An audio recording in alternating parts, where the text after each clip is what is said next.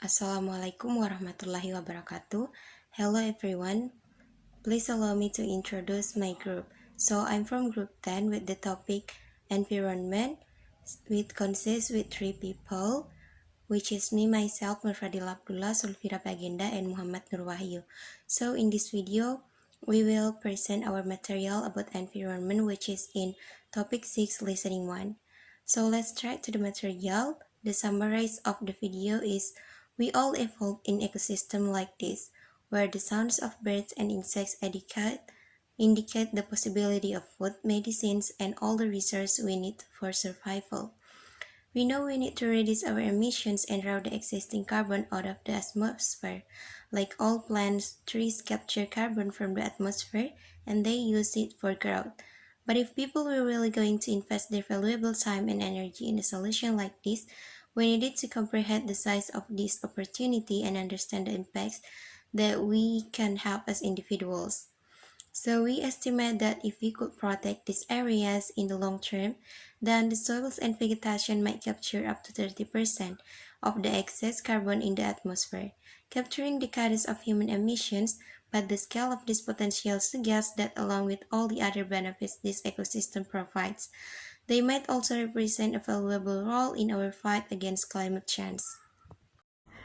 Suddenly, it seemed like the whole world was talking about the potential of trees. Under the umbrella of the UN Decade on Ecosystem Restoration, the World Economic Forum launched their Trillion Trees campaign to go alongside similar efforts from the WWF and United Nations. Because to sum it seemed like we were proposing restoration as the single solution to climate change, and this view of trees as an easy way out is such tempting perspective, but it is a real threat to the climate change movement and to the ecosystems that still remain. Along with the biodiversity that used to live here, the local community has now lost the benefit those ecosystems provide, like clean water, soil fertility, and the most urgently, protection from the intense fire that now threaten the environment.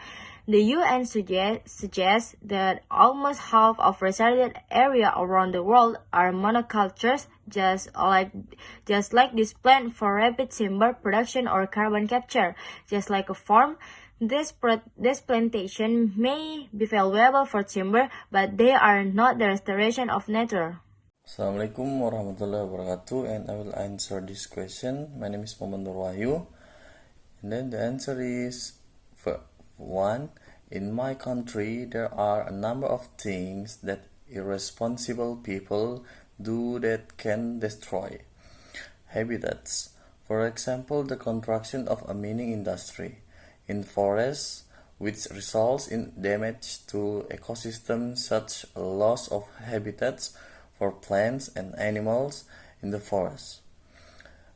Second, in my country we have harimau Sumatera, bekantan, burung garuda, and orangutan as our original animals. And last time I saw in news that there is a baby panda adopted from China.